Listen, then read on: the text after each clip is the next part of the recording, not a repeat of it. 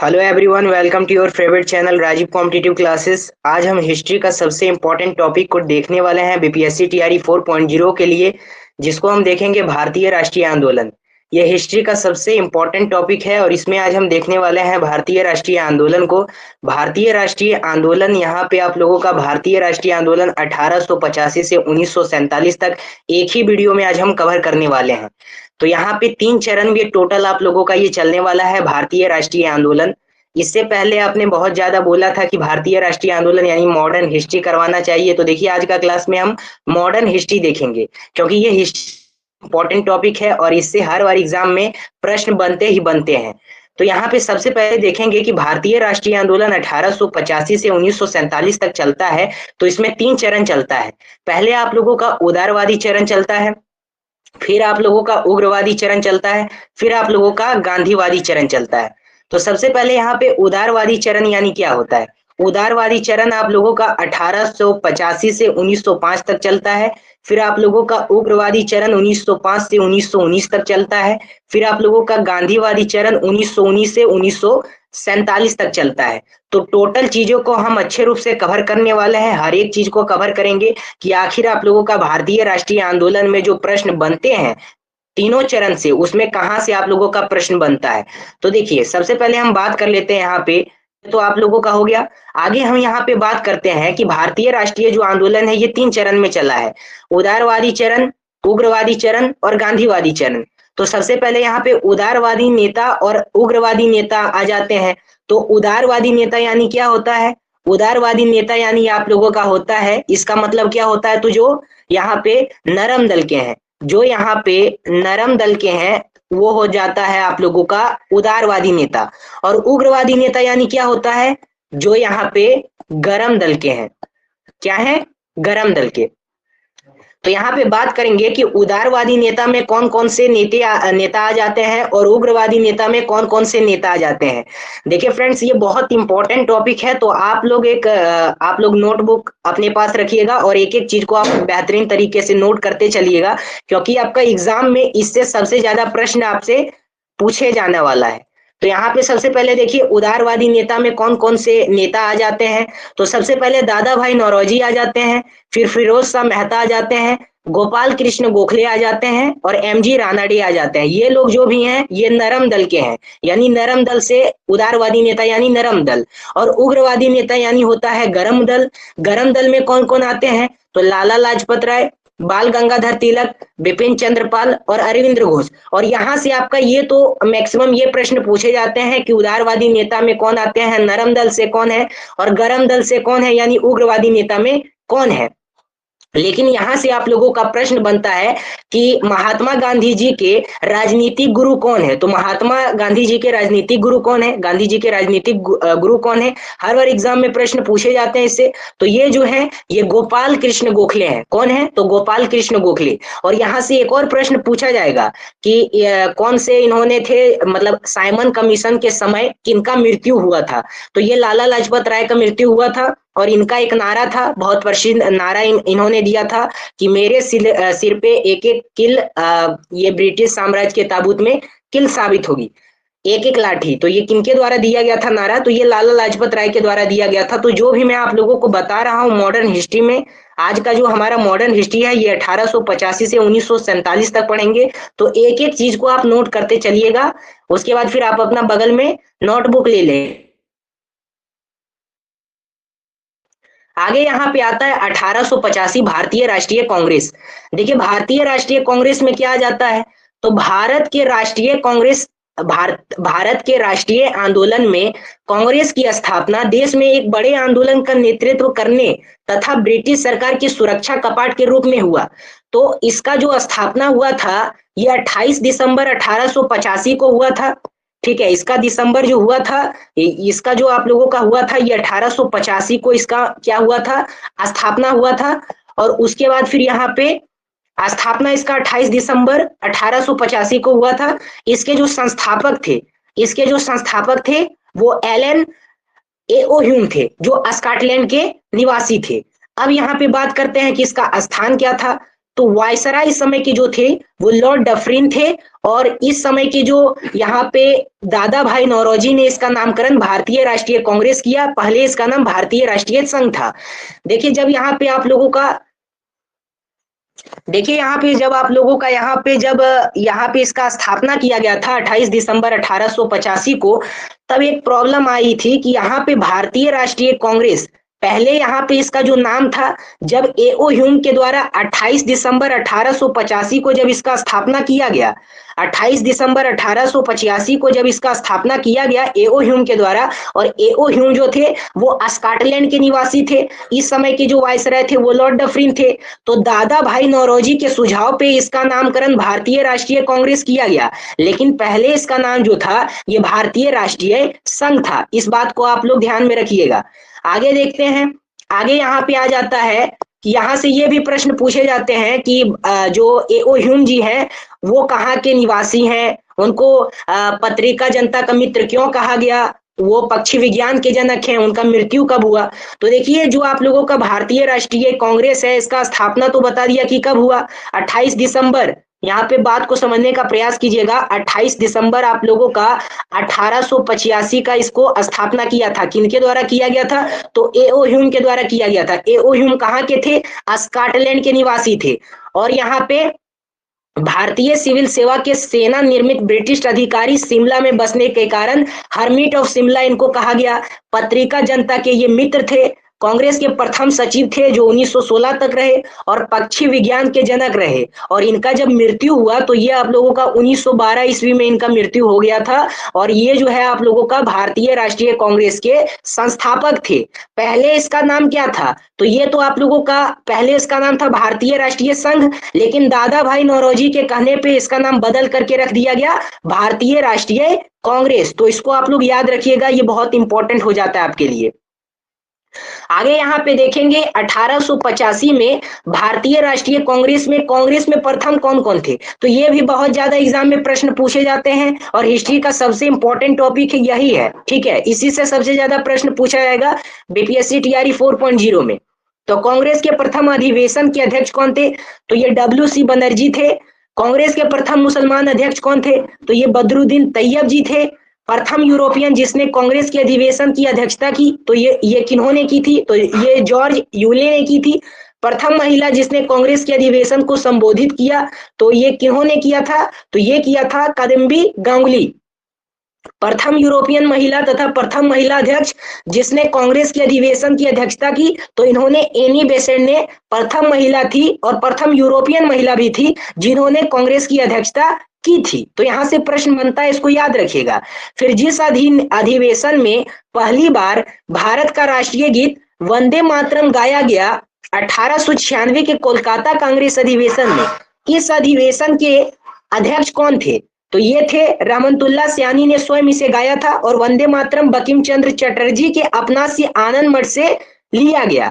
तो यहां से तो आप लोगों का दो प्रश्न बनते हैं। सबसे पहले ये पूछा जाएगा कि प्रथम यूरोपियन महिला और प्रथम महिला अध्यक्ष कौन थी जो कांग्रेस की अध्यक्ष बनी थी, तो सबसे पहले ये तो एनी बेसेंट थी। और दूसरा प्रश्न ये पूछा जाएगा कि आनंद मठ के लेखक कौन है, तो ये बंकिम चंद्र चटर्जी है। इसको याद रखिएगा, आनंद मठ जो उपन्यास ये इन्होंने ही लिखा था। ठीक है, आनंद मठ, इसको आप लोग ध्यान में रखिएगा। आगे बात करते हैं हम लोग कि ये तो आ जाता है कि 1885 में भारतीय राष्ट्रीय कांग्रेस में प्रथम कौन है। ठीक है, इसमें आप लोगों का प्रथम कौन है। आगे यहाँ पे बात करेंगे, ये तो आप लोगों का टोटल आ जाता है भारतीय राष्ट्रीय आंदोलन में प्रथम कौन है। आगे यहाँ पे देखेंगे 1905 बंगाल विभाजन, तो बंगाल का विभाजन आप लोगों का इधर आ जाता है। इससे भी बहुत ज्यादा प्रश्न आप लोगों के पूछे जाते हैं। यहाँ पे चिंता करने की बात नहीं है, ये जब आप लोगों का टोटल क्लियर हो जाएगा बाद में आप लोगों को सेट भी कराया जाएगा। तो 1905 में बंगाल विभाजन होता है। अब इसका उद्देश्य क्या होता है सो समझिए। उद्देश्य होता है कि हिंदू और मुसलमानों की एकता को तोड़ना। वायसराय इसके जो थे वो लॉर्ड कर्जन थे। लागू कब किया गया, 16 अक्टूबर 1905 को इसको लागू किया गया। विभाजन का प्रस्ताव कब हुआ, तो 1905 में बंगाल का विभाजन हुआ। क्यों हुआ था, तो हिंदू और मुस्लिम की एकता को तोड़ना था इसका उद्देश्य अंग्रेजी हुकूमत का। अब बंगाल का विभाजन 1905 में हुआ, तो पश्चिम बंगाल और पूर्वी बंगाल में दो भागों में बंगाल को बांट दिया गया। एक था आप लोगों का पश्चिमी बंगाल, दूसरा था पूर्वी बंगाल। तो पश्चिमी बंगाल में आप लोगों का बंगाल आता था, बिहार आता था, उड़ीसा आता था, और पूर्वी बंगाल में आप लोगों का पूर्वी बंगाल प्लस आसाम आता था। तो पश्चिमी बंगाल में आप लोगों का हिंदू जनसंख्या बहुलीय क्षेत्र था, और पूर्वी बंगाल में मुस्लिम जनसंख्या बहुलीय यहाँ पे आप लोगों का क्षेत्र था। तो इसको आप लोग याद रखिएगा, आपको सही रूप से समझ लेना चाहिए इसको। आगे यहाँ पे आता है कि बंगाल का विभाजन तो आप लोगों का दो भागों में बांटा गया। तो पहला बंगाल इधर कर दिया गया और ईस्ट बंगाल इधर कर दिया गया, बस यही था आप लोगों का। इसी में था पूर्वी और पश्चिमी का खेला, इसी में था कि हिंदू और मुसलमानों की एकता को तोड़ना, क्योंकि यहाँ पे एकता हो गया था हिंदू और मुसलमानों में, इसीलिए बंगाल को विभाजन कर दिया गया, और कुछ इसमें कारण नहीं है। तो बस इससे यही क्वेश्चन बनेगा कि बंगाल का विभाजन कब हुआ? 1905 में हुआ। क्यों हुआ? हिंदू और मुसलमानों की एकता को तोड़ना। इस समय के वायसराय कौन थे? तो लॉर्ड कर्जन थे। लागू कब किया गया? 16 अक्टूबर 1905 को। ये जो भी मैं आप लोगों को बता रहा हूं, जहां से प्रश्न पूछे जाते हैं वही बता रहा हूं, तो इसको एक एक चीज को आप लोग नोटबुक में नोट करते जाइएगा। आगे आता है आपका विभाजन लागू बाद घटित घटनाएं।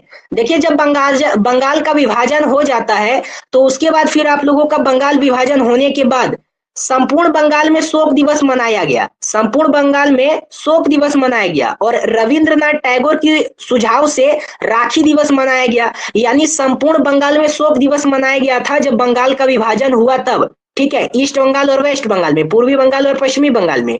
और उसके बाद फिर रविंद्रनाथ टैगोर की सुझाव पे राखी दिवस मनाया गया। आज जो पूरे भारत में राखी दिवस मनाया जाता है, ये रविंद्रनाथ टैगोर जी के ही सुझाव पे दिया गया। तो इसको बात को आप लोग याद रखिएगा। आगे यहाँ पे आ जाता है कि बंगाल विभाजन के दौरान रविंद्रनाथ टैगोर द्वारा प्रसिद्ध गीत आमार सोनार बांग्ला लिखा गया, जो आगे बांग्लादेश का राष्ट्रगीत बना। तो यहां से सीधा आप लोगों का प्रश्न बनता है कि रविंद्रनाथ टैगोर के द्वारा, मतलब बांग्लादेश का जो राष्ट्रीय गीत है आमार सोनार बांग्ला, वो किनके द्वारा लिखा गया?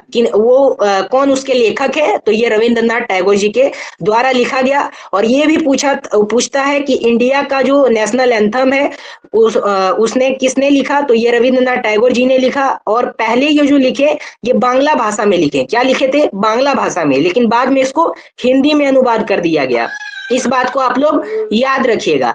आगे यहाँ पे आता है विभाजन विरोध के दौरान महत्वपूर्ण घटना। यानी विभाजन जब आप लोगों का होता है तो उस समय आप लोगों का विरोध के दौरान महत्वपूर्ण घटना भी घटता है। तो सबसे पहला जो घटना चलाया जाता है वो स्वदेशी आंदोलन चलाया जाता है, जब आप लोगों का 1885 से 1947 तक चलता है तब। तो स्वदेशी आंदोलन का घोषणा कब किया गया? स्वदेशी मूवमेंट का घोषणा कब किया गया? तो इसका घोषणा किया गया 7 अगस्त 1905 को। कब किया गया? 7 अगस्त 1905 को। इसका जो स्थान था, ये टाउन हॉल कोलकाता में इसका स्थान किया गया। प्रस्ताव क्या रखा गया? तो यही प्रस्ताव था कि बहिष्कार प्रस्ताव। कृष्ण कुमार मित्र के सुझाव पे इसका प्रस्ताव रखा गया था। इसमें नेतृत्व कौन कौन कर रहे थे?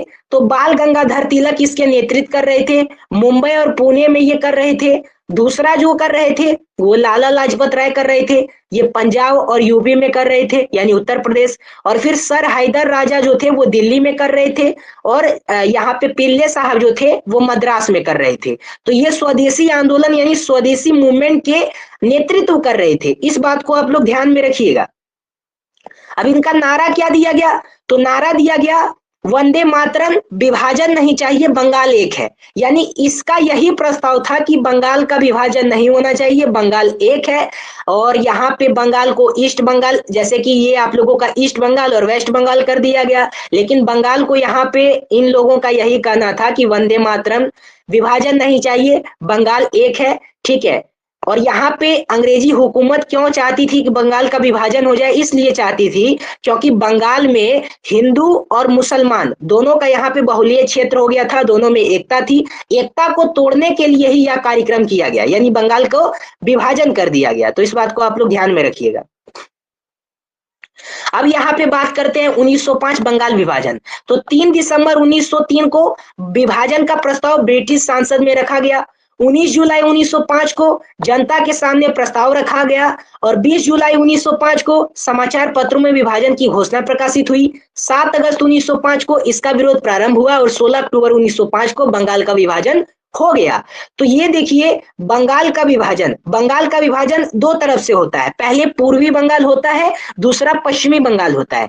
पूर्वी बंगाल और पश्चिमी बंगाल। तो पूर्वी बंगाल में आप लोगों का आसाम आ जाता है, पश्चिमी बंगाल में पश्चिम बंगाल आ जाते हैं, बिहार आ जाते हैं, उड़ीसा आ जाते हैं। और पूर्वी बंगाल में ये था मुस्लिम बहुल्य क्षेत्र था और पश्चिमी बंगाल जो था ये हिंदू बहुल्य क्षेत्र था। ठीक है, पूर्वी बंगाल जो था आप लोगों का इसमें आसाम आ जाते थे, फिर आप लोगों का इसमें पूर्वी बंगाल आ जाते थे और पश्चिमी बंगाल में आप लोगों का बिहार आ जाता था, उड़ीसा आ जाता था। पूर्वी बंगाल मुस्लिम बहुल्य क्षेत्र था और पश्चिमी बंगाल हिंदू बहुल्य क्षेत्र था। तो पूर्वी बंगाल का जो राजधानी था वो ढाका था और पश्चिमी बंगाल का जो राजधानी था वो कोलकाता था। तो प्रश्न कहां से पूछा जाएगा आप लोगों का टीआरई 4 में, तो यहां से समझिए। सबसे पहले जो मैंने आप लोगों को डेट बताया है, आप लोग एक पेन नोटबुक हमेशा रखें अपने पास और हर एक डेट को आप लोग नोट करते चलें। तो पूर्वी बंगाल का राजधानी ढाका था, पहला ये प्रश्न। दूसरा प्रश्न यहां से कि पश्चिमी बंगाल का क्या था, तो कोलकाता था। टोटल आप लोगों का यहाँ पे क्या था, कोलकाता था। अब यहाँ पे बात करते हैं, अब यहाँ पे बात करेंगे हम लोग कि आप लोगों का दिल्ली दरबार का आयोजन कब किया गया।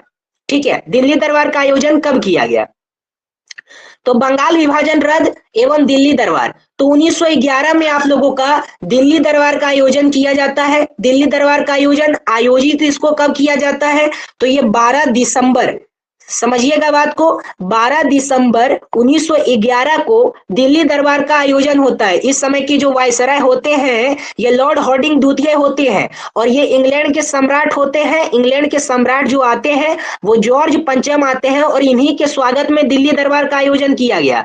अब निर्णय इसमें क्या क्या लिया गया, तो बंगाल विभाजन रद्द, राजधानी कोलकाता से दिल्ली की घोषणा 1911 और 1 अप्रैल 1912 को दिल्ली भारत की राजधानी बनी। तो यहाँ से एक प्रश्न बनता है कि आप लोगों का 1911 में दिल्ली का यहाँ पे आप लोगों का क्या बनाया गया, यानी 1 अप्रैल 1912 को दिल्ली को भारत की राजधानी घोषित कर दी गई और 1912 में बिहार को बंगाल से अलग कर एक अलग प्रांत बनाया गया जिसमें वर्तमान उड़ीसा और झारखंड भी शामिल है। यानी जो वर्तमान आप लोगों का बंगाल मतलब उड़ीसा और झारखंड आ जाता है, ये दोनों आप लोगों का यहाँ से प्रश्न बनेगा, तो इसको याद रखिएगा। और यहाँ से एक और प्रश्न आप लोगों का बन जाएगा कि आप लोगों का यहाँ पे झारखंड जो है बिहार से कब अलग हुआ, तो सन 2000 में आप लोगों का बिहार से आप लोगों का झारखंड अलग हुआ, झारखंड जो है वो अलग स्टेट बना, तो इसको याद रखिएगा।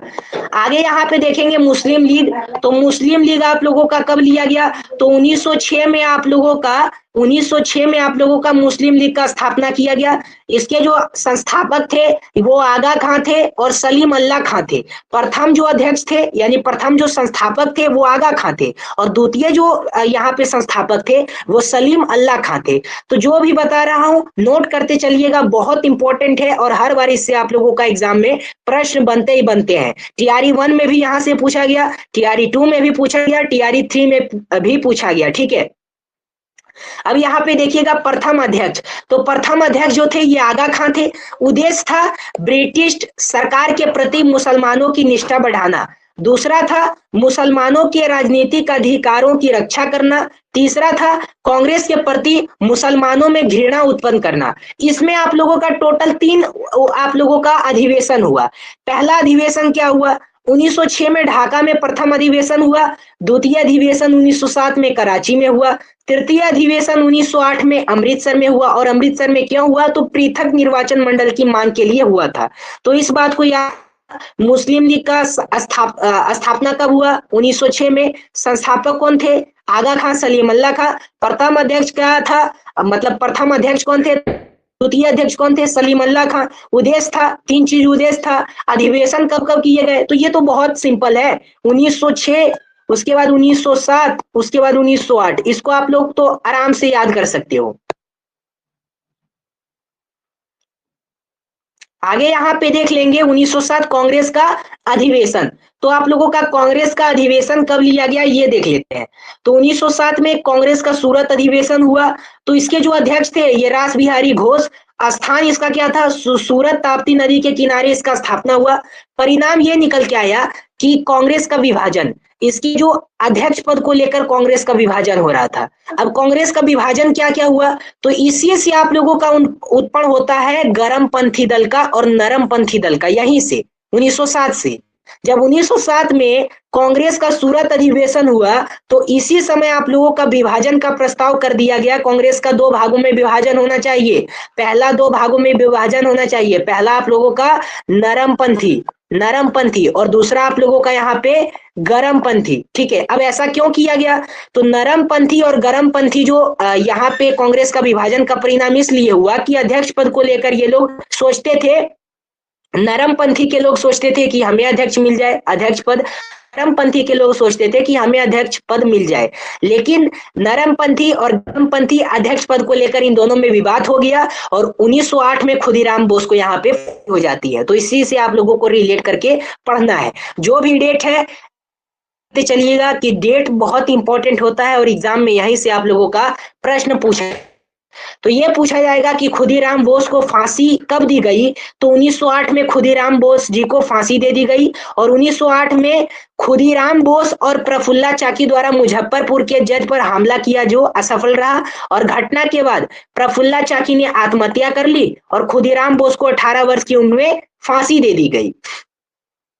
तो यहां से आप लोगों का प्रश्न पूछा जाता है, टोटल आप लोगों का जितने भी यहाँ पे नेता उभर के आते हैं तो उसमें से ऐसा कौन सा नेता थे जिनको सबसे कम उम्र में फांसी मिली, तो ये थे खुदीराम बोस जी। इनको आप लोग अच्छे रूप से ध्यान में रखिएगा, जो भी बताते चल रहा हूं उसको आप लोग याद करते चलिएगा तो आप लोगों को समझ में आ जाएगा। आगे 1919 में मार्लो मिंटो सुधार अधिनियम आता है। 1919 में आप लोगों का मार्लो मिंटो सुधार आता है। भारत परिषद अधिनियम 1909 में तत्कालीन वायसराय जो थे वो लॉर्ड मिंटो थे। ब्रिटिश सरकार के इस अधिनियम द्वारा मुसलमानों के लिए पृथक निर्वाचन मंडल की व्यवस्था करना। गदर आंदोलन 1913 में इसका स्थापना हुआ और 1913 में जब आप लोगों का गदर आंदोलन का स्थापना होता है, मार्लो मिंटो जब 1909 में खत्म हो जाता है तब 1913 में आप लोगों का गदर आंदोलन का स्थापना होता है। तो जो बता रहा हूं उसको नोट करते चलिएगा। तो उद्देश्य इसमें था कि भारत को अंग्रेजों से आजादी दिलाना और इसका स्थापना हुआ 1 नवंबर 1913 को। संस्थापक जो थे वो लाला हरदयाल साहब थे। स्थान इसका सैन फ्रांसिस्को अमेरिका में। प्रथम अध्यक्ष जो थे वो सोहन सिंह भागना थे और 1 नवंबर 1913 को गदर पत्रिका उर्दू जारी हुई जो साप्ताहिक थी और 9 दिसंबर 1913 से यह गुरुमुखी लिपि में छपने लगी। इस पत्रिका का पहला पृष्ठ अंग्रेजी राज का कच्चा चिट्ठनाम से छापा जाता था। तो ये गदर आंदोलन होता है 1913 में, तो इस बात को आप लोग ध्यान में रखिएगा।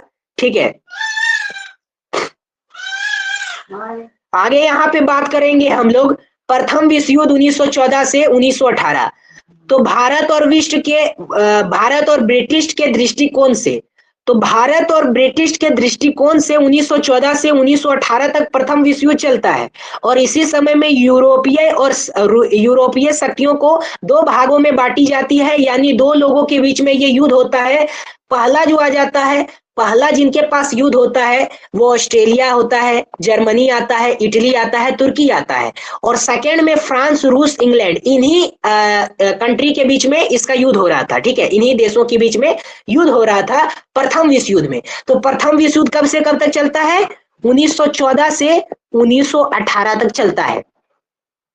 और इस समय के तत्कालीन वायसराय कौन होते हैं, इस समय के भारतीय वायसराय कौन होते हैं, लॉर्ड हॉर्डिंग होते हैं और तत्कालीन भारतीय वायसराय लॉर्ड हॉर्डिंग होते हैं। और 1915 में गांधी जी का भारत आगमन, यहीं से आप लोगों का गांधीवादी चरण स्टार्ट होता है, यानी जिसको हम बोलते हैं गांधीवादी युग। और सबसे ज्यादा जहां से प्रश्न पूछा जाता है वो गांधी जी से पूछा जाता है 1915 में, जो गांधी जी का आगमन होता है उसी समय से। तो गांधी जी ने प्रथम विश्व युद्ध में ब्रिटिश सरकार की युद्ध में आर्थिक एवं सैन्य मदद की। ब्रिटिश सरकार गांधी जी से खुश होकर गांधी जी को केसर हिंद की उपाधि दी। क्या दी, केसर हिंद की उपाधि दी। तो प्रश्न दो यहां बन जाएगा आप लोगों का क्वेश्चन आंसर कि जब गांधी जी ने प्रथम विश्व युद्ध में अंग्रेजों का सहयोग किया था, आर्थिक आप लोगों का सैन्य मदद से ब्रिटिश सरकार का जब मदद किया था, तो इनको केसर हिंद की उपाधि मिल जाती है। और केसर हिंद की उपाधि जब मिलती है तो इसको वो लौटा भी देते हैं। कब लौटाते हैं? तो जब जलियांवाला बाग हत्याकांड होता है। कब? जलियांवाला बाग जब हत्याकांड होता है ना, तब इसको लौटा देते हैं गांधी जी। और लोगों ने गांधी जी को भर्ती करने वाला साजन कहा, तो इसी समय साजन कहा था गांधी जी को। इसको आप लोग याद रखिएगा, ठीक है। आगे यहाँ पे देख लेंगे लखनऊ पैक्ट 1900 आप लोगों का, यहाँ पे देख लेंगे। अब यहाँ पे देखेंगे हम 1916 का लखनऊ पैक्ट। लखनऊ पैक्ट आप लोगों का क्या हो जाता है? तो देखिए ये 1916 अधिवेशन, लखनऊ अधिवेशन, लखनऊ समझौता जिसे कहते हैं, कांग्रेस लीग समझौता कहते हैं, ठीक है। तो 1916 में आप लोगों का इसके जो अध्यक्ष बनते हैं ये अंबिका चरण मजूमदार बनते हैं। परिणाम निकलता है कि नरमपंथी एवं गर्मपंथी में एकता हुई, और इस अधिनियम में कांग्रेस लीग समझौता और लखनऊ पैक्ट हुआ।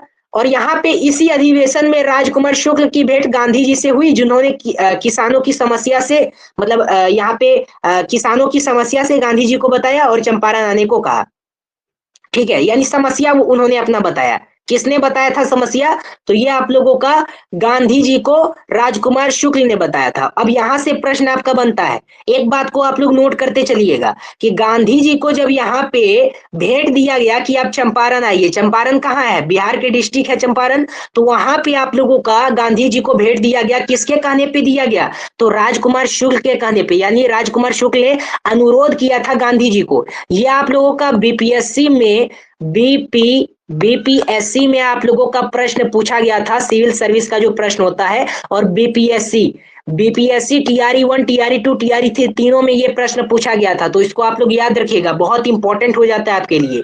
यही प्रश्न रहेगा कि महात्मा गांधी जी को किसने कहा था कि किसने भेंट दिया था कि आप चंपारण आइए, और किसानों का उन्होंने समस्या को हल किया था? तो राजकुमार शुक्ल। और दूसरा प्रश्न ये भी बनता है कि भारत में गांधी जी का प्रथम सत्याग्रह यानी प्रथम मूवमेंट कहां चलाए थे? तो ये आप लोगों का चंपारण में ही चलाए थे। आगे उसके बारे में पढ़ेंगे। अब यहाँ पे आता है 1916 का होम रूल लीग आंदोलन। 1916 में आप लोगों का होम रूल लीग आंदोलन होता है। तो सबसे पहला बात को समझने का प्रयास कीजिएगा। सबसे पहले आप लोगों का लखनऊ पैक्ट होता है, ये 1916 में आप लोगों का होता है। लखनऊ पैक्ट 1916 में होता है। उसी टाइप से लखनऊ पैक्ट के बाद 1916 में होम रूल लीग आंदोलन होता है। होम रूल लीग आंदोलन में आयरलैंड का शब्द होता है स्वशासन। आयरलैंड का शब्द अर्थ होता है स्वशासन। और इस समय के जो वायसराय होते हैं वो लॉर्ड जेम्स फोर्ट होते हैं। और ये दो भागों में बढ़ता है। पहला तिलक का होम रूल लीग आंदोलन होता है, यानी बाल गंगाधर तिलक का। और एनी बेसेंट का होम रूल लीग आंदोलन होता है। तिलक का जो क्षेत्र आता है ये महाराष्ट्र आता है, कर्नाटक आता है।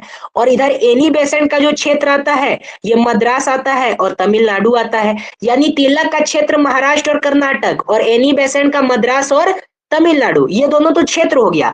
मुख्यालय कहाँ था? तो तिलक जी का जो मुख्यालय था ये आप लोगों का बेलगांव था। और एनी बेसेंट जी का जो मुख्यालय था ये अंडचार मद्रास में था। इसका आप लोगों का स्थापना हुआ, तिलक जी का जो स्थापना हुआ ये 28 अप्रैल 1916 को हुआ, जो कि महाराष्ट्र में हुआ। और यहाँ पे एनी बेसेंट जी का जो स्थापना हुआ 1 सितंबर 1916 को हुआ, जो मद्रास में हुआ। और तिलक जी का उद्देश्य था कि स्वराज की स्थापना करना। एनी बेसेंट जी का अध्यक्ष था कि मतलब उद्देश्य था कि स्वशासन की स्थापना करना। कथन था स्वराज मेरा जन्म सिद्ध अधिकार है और मैं इसे लेकर रहूंगा। ये हर बार एग्जाम में पूछे जाते हैं। प्रश्न ऐसा रहेगा कि बताइए आप लोगों का स्वराज मेरा जन्म सिद्ध अधिकार है, इसे मैं लेके रहूंगा, ये मेरा अधिकार है। ये किनके द्वारा नारा दिया गया था? तो ये बाल गंगाधर तिलक के द्वारा नारा दिया गया था। ये कहाँ के थे? तो महाराष्ट्र के। अभी और यहाँ पे आप लोगों का एनी बेसेंट का सचिव कौन थे इनके? तो ये जॉर्ज अरुंडेल थे। इस बात को आप लोग याद रखिएगा। आगे यहाँ पे देख लेंगे हम लोग 1917 का चंपारण सत्याग्रह। 1917 का चंपारण सत्याग्रह। तो 19 जो उधर जो मैंने आप लोगों को चीजें बताई ये 1916, फिर आप लोगों का 1916 का लखनऊ पैक्ट, फिर प्रथम विश्व युद्ध इधर आ जाता है। तो यहां से दो चीज आप लोगों को याद रखना है। 1916 में सबसे पहले आप लोगों का लखनऊ पैक्ट होता है। 1916 में सबसे पहले आप लोगों का क्या होता है? लखनऊ पैक्ट होता है। फिर 1916 में आप लोगों का होम रूलिंग आंदोलन होता है। ठीक है, होम रूलिंग आंदोलन होता है, इस बात को आप लोग याद रखिएगा तो आप लोगों को समझ में आ जाएगा। आगे चलते हैं। आगे आप लोगों का आ जाता है फ्रेंड्स 1917 चंपारण सत्याग्रह। तो 1917 में आप लोगों का चंपारण सत्याग्रह हुआ। पहली बार गांधी जी द्वारा सत्याग्रह का प्रयोग साउथ अफ्रीका में किया गया, जो 1893 ईस्वी में किया गया था। और भारत में पहली बार गांधी जी द्वारा सत्याग्रह का प्रयोग चंपारण 1917 में किया गया। तो एक एक बात को आप नोट करते चलिएगा। यहां से प्रश्न पूछा जाता है, प्रश्न ऐसा रहेगा कि पहली बार गांधी जी का सत्याग्रह कहाँ हुआ था? कहाँ हुआ था गांधी जी का प्रयोग सत्याग्रह? तो वो साउथ अफ्रीका में हुआ था 1893 ईस्वी में। और भारत में पहली बार गांधी जी द्वारा सत्याग्रह का प्रयोग कहाँ किया गया था? तो बिहार के चंपारण डिस्ट्रिक्ट में किया गया था 1917 में। ठीक है, इस बात को याद रखिएगा। दोनों इंपॉर्टेंट है, स्टॉक मार्क्स आप लोग लगा लो, दोनों इंपॉर्टेंट है, दोनों को नोट कर लीजिएगा। अब कारण क्या था? तो तीन कठिया प्रथा का कारण था। तीन कठिया प्रथा क्या होता था? यानी आप लोगों का 20 में 3 कट्ठा पे आप लोगों का नील का खेती होता था। अंग्रेजी सरकार जो थी, अंग्रेजी हुकूमत जो थी, ये बिहार के चंपारण डिस्ट्रिक्ट के जो फार्मर्स होते थे यानी किसान होते थे, उनको ये क्या बोलते थे कि 20 में 3 कठिया पद्धति इनको नाम दिया गया, यानी 20 में 3 कट्ठा पे नील की खेती करवाना अनिवार्य था। ठीक है, तो इसी के विरोध में राजकुमार शुक्ल के कहने पे गांधी जी चंपारण आए और उसके बाद ये सफल भी हुआ था, ये मूवमेंट सफल भी हुआ था। लेकिन यहाँ पे किसान इससे दुखी क्यों थे? किसान क्यों चाहते थे कि इसका कोई हल निकला जाए? तो देखिए, इसका एक पीछे कहानी है। कहानी क्या है?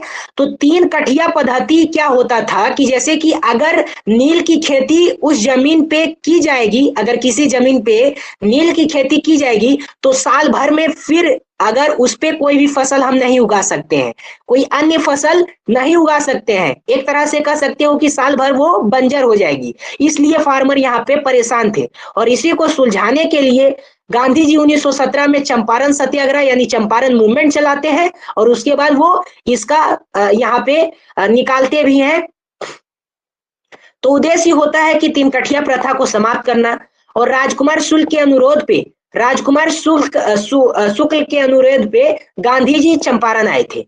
आंदोलन सफल होने के बाद रविंद्रनाथ टैगोर ने महात्मा गांधी को महात्मा की उपाधि दी। देखिए यहां से प्रश्न बनता है, ये भी आई है, इसको नोट डाउन कर लीजिएगा। ठीक है, महात्मा गांधी जी जो थे उनको महात्मा की उपाधि मिलती है। किनके द्वारा? रविंद्रनाथ टैगोर के द्वारा। क्यों मिलती है? क्योंकि 1917 में आप लोगों का यहाँ पे चंपारण में सत्याग्रह होता है, चंपारण सत्याग्रह होता है और इसमें गांधी जी सफल होते हैं। तो इसी को लेकर रविंद्रनाथ टैगोर जो होते हैं वो गांधी जी को यहाँ पे महात्मा की उपाधि देते हैं। पहले गांधी जी का नाम महात्मा गांधी नहीं था, पहले गांधी जी था।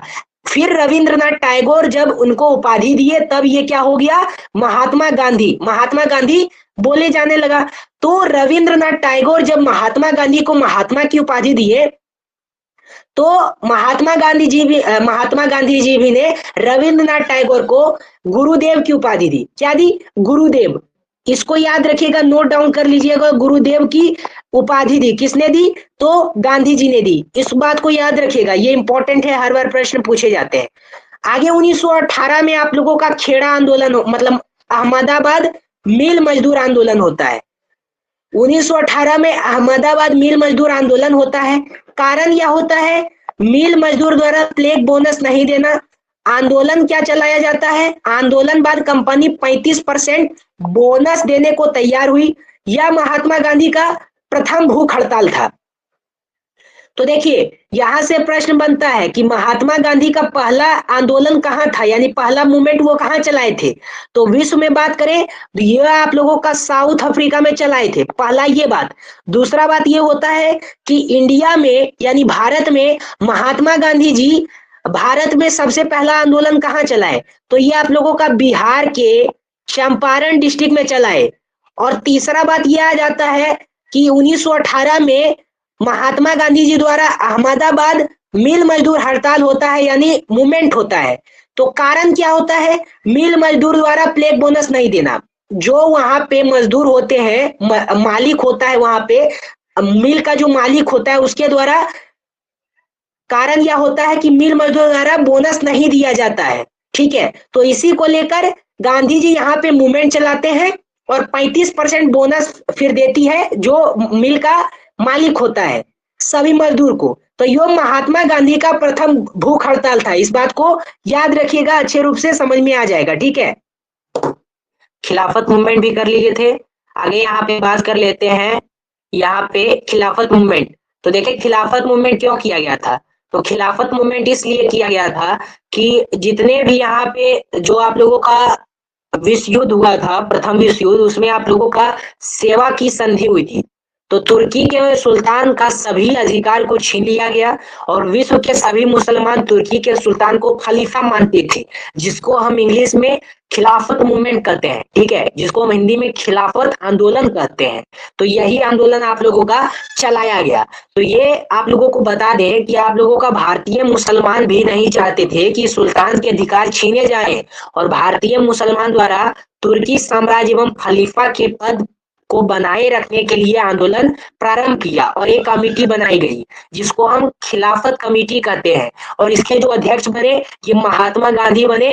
महात्मा गांधी बने, इस बात को आप लोग याद रखिएगा। सेवा की जब संधि हुई थी तुर्की के लिए, यानी खिलाफत मूवमेंट के लिए।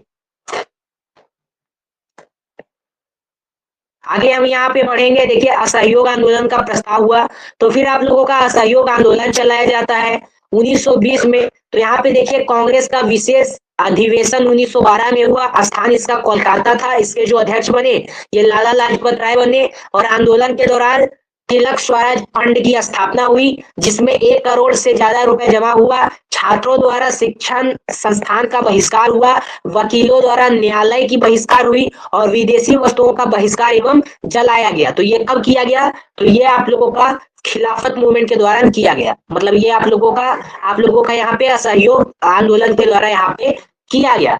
आगे यहाँ पे संपूर्ण भारत में हड़ताल किया गया। अब यहाँ पे देखेंगे, ये तो आप लोगों का असहयोग आंदोलन किया गया था, गांधी जी के द्वारा यहाँ पे चलाया गया था। फिर खिलाफत कमेटी का भी स्थापना हुआ। इसके जो अध्यक्ष बने ये महात्मा गांधी बने। ठीक है, एक बार आप सभी लोग क्लास ज्वाइन कर लीजिएगा फिर से, कुछ प्रॉब्लम आ गई थी। तो खिलाफत कमेटी के जो अध्यक्ष बने ये महात्मा गांधी बने। प्रमुख सदस्य इसमें कौन थे? तो मोहम्मद अली जिन्ना थे, शौकत अली जिन्ना थे, अबुल कलाम आजाद थे। और निर्णय लिया गया कि अगर ब्रिटिश सरकार हमारी मांगों को स्वीकार नहीं करती है तो हम सरकार के साथ सहयोग नहीं करेंगे।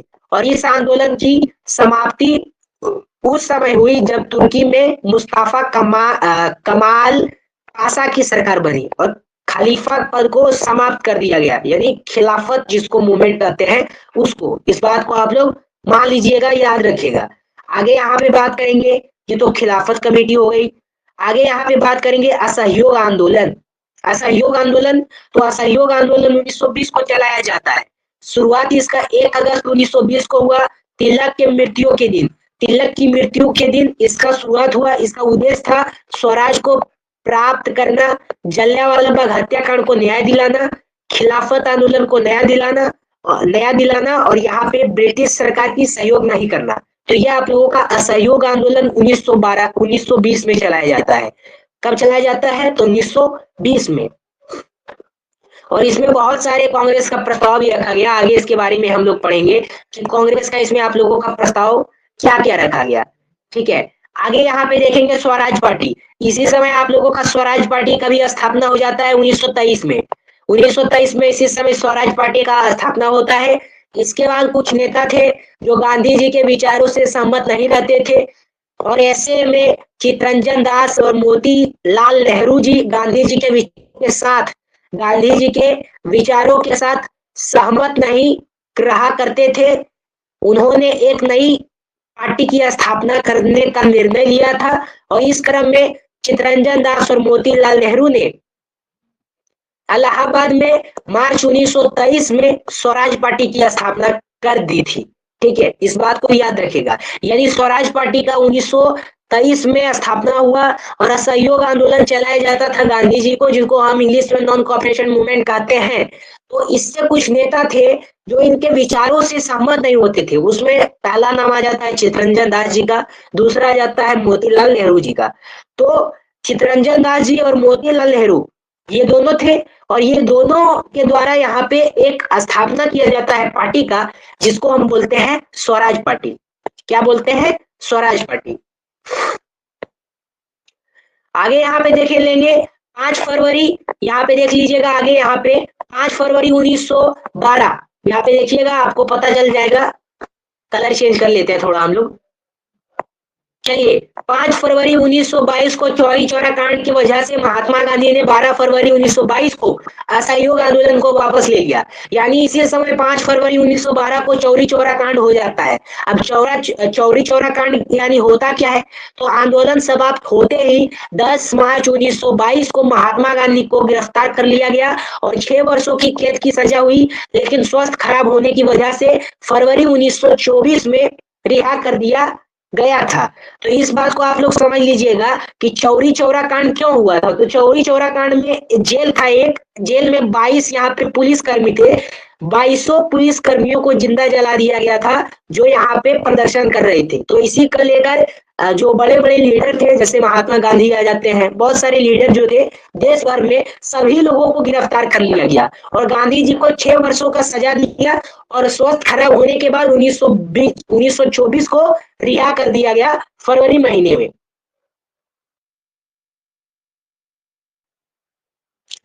आगे यहाँ पे देख लेंगे, ये आप लोगों का आ जाता है 1923 स्वराज पार्टी। अब स्वराज पार्टी का स्थापना हुआ असहयोग आंदोलन की समाप्ति और गांधी जी की जेल जाने के बाद स्वराज पार्टी की स्थापना हुई। उद्देश्य था कि कांग्रेस के अंदर रहकर स्वदेशी सरकार के गठन की मांग करना। अध्यक्ष इसमें क्या था? चित्तरंजन दास जी इसमें अध्यक्ष थे। सचिव इसमें कौन थे? मोतीलाल नेहरू जी थे।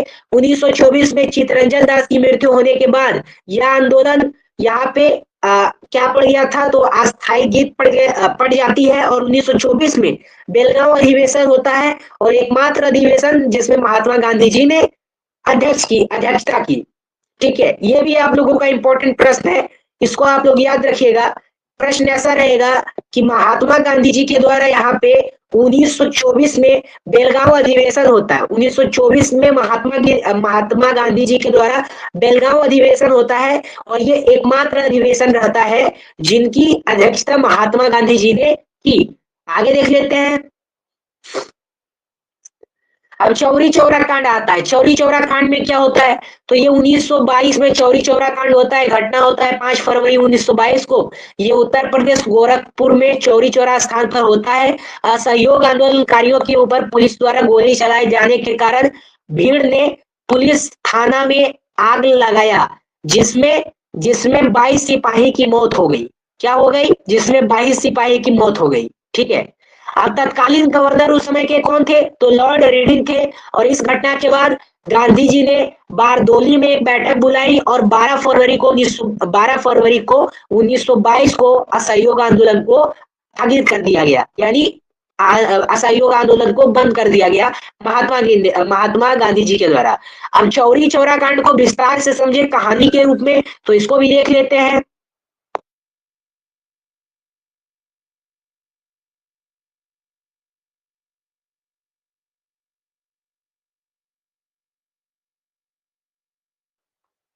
तो चौरी चौरा कांड को हम विस्तार से देख लेते हैं। चौरी चौरा कांड 5 फरवरी 1922 को हुआ।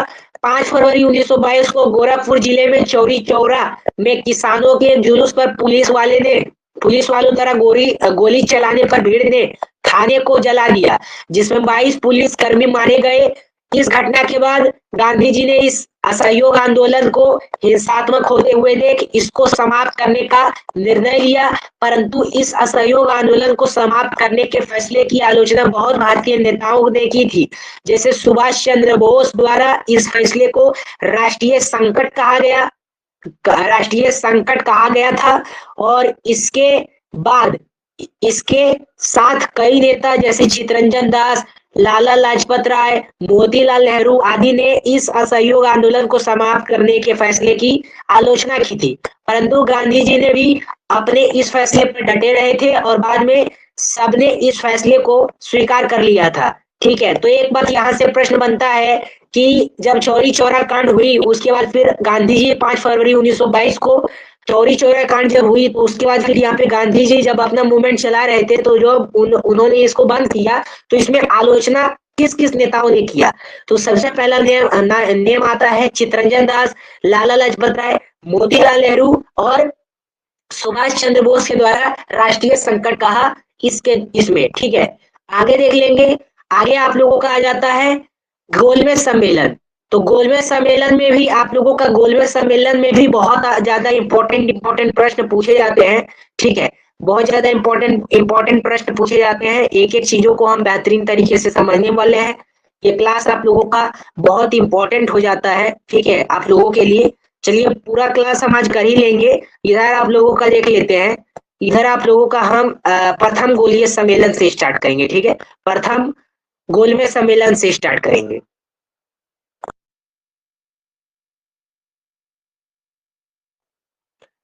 तो देखिए ये जो आ जाता है आप लोगों का प्रथम गोलमेज सम्मेलन आ जाता है। प्रथम गोलमेज सम्मेलन में क्या हुआ कि इसमें यह सम्मेलन 12 नवंबर 1930 से लेकर 19 जनवरी 1931 ईस्वी तक चली।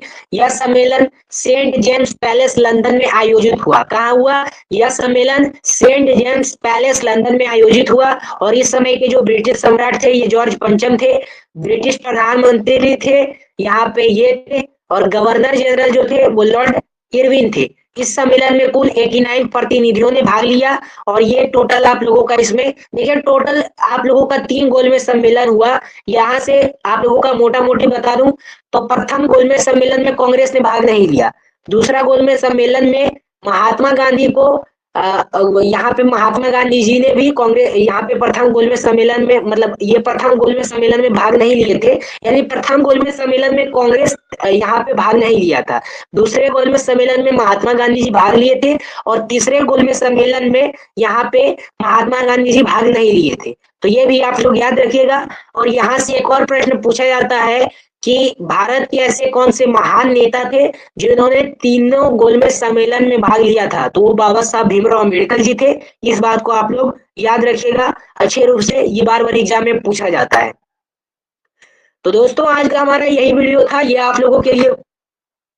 तो दोस्तों आज का हमारा यही वीडियो था। आज आप लोगों का टाइम भी हो गया है क्लास का। ठीक है, आप लोगों का ये जो चलता है ये आप लोगों का 7 पीएम से, यहाँ पे मैं आप लोगों को बता दूं 7 पीएम से 8 पीएम तक आप लोगों का क्लास चलता है। देखिए ये जो हम आप लोग यहाँ तक हम लोग आए हैं तो ये आप लोगों का 1885 से 1947 तक जितना भी घटना घटित हुआ है, जितना भी समझौता हुआ है, जितने भी जो लीडर थे, वो जो भी बुक लिखे हैं, जो भी वो मूवमेंट चला है, हर एक चीज को कवर करेंगे, डिटेल से कवर करेंगे। तो आज हमारा जो सेशन था वो प्रथम गोलमेज सम्मेलन से ही था। फिर हम लोग प्रथम गोलमेज सम्मेलन को आगे बढ़ाएंगे। उसके बाद कल के सेशन में हम अच्छे रूप से देखेंगे और प्रीवियस ईयर के जितने भी क्वेश्चन पूछे जाते हैं बीपीएससी में सारा कंप्लीट करेंगे। ठीक है, जितने भी मॉडर्न हिस्ट्री से आप लोगों का प्रश्न बनता है। तो दोस्तों फिर मिलते हैं हम अगले सेशन के साथ। धन्यवाद तब तक के लिए। अगर आपको कुछ फीडबैक देना है तो आप कमेंट में दे सकते हो।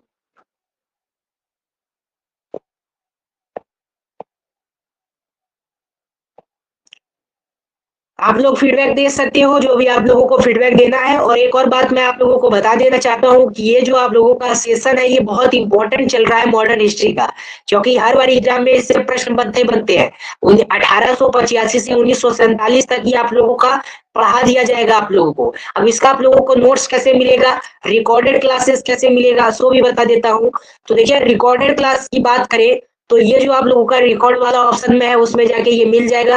अगर फ्रेश से और बढ़िया तरीके से पढ़ना है तो आप लोगों को यूट्यूब चैनल पे जाके आप पढ़ सकते हैं। राजीव कॉम्पिटिटिव क्लासेस सर्च कीजिए, उसके प्लेलिस्ट में जाइए, प्लेलिस्ट में आपको टोटल दिख जाएगा भारतीय राष्ट्रीय आंदोलन का। आराम से वहां आप लोग पढ़ लीजिएगा बेहतरीन तरीके से, आप लोगों को हर एक चीज समझ में आ जाएगा। ठीक है, वहां पे आप लोग वीडियो को रोक के भी यहाँ वहां पे आप लोग नोट कर सकते हो। ठीक है, तो जो भी आप लोगों को फीडबैक देना है वो आप लोग दे सकते हो कमेंट के माध्यम से।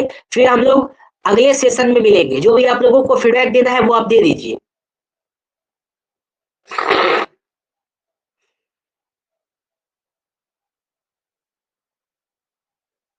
जो भी आप लोगों को क्वेश्चन पूछना है वो आप लोग पूछ सकते हैं। देखिए ये बहुत इंपॉर्टेंट टॉपिक हो जाता है आपके लिए, क्योंकि बीपीएससी टीआरई 4.0 में, बीपीएससी टीआरई 4.0 में जितने भी प्रश्न बनेंगे सबसे ज्यादा मॉडर्न हिस्ट्री से 1885 से 1947 तक पढ़ेंगे। तो हर एक चीज हम लोग इस वीडियो में कवर करेंगे। ये सेशन आप लोगों का अभी 2 दिन तक चलेगा और टोटल हम लोग क्लियर कर लेंगे जो भी आप लोगों का यहाँ पे कौन से गवर्नमेंट थे, कौन से लीडर थे जो मूवमेंट चलाए थे, सारा चीज हर एक चीज कवर करेंगे।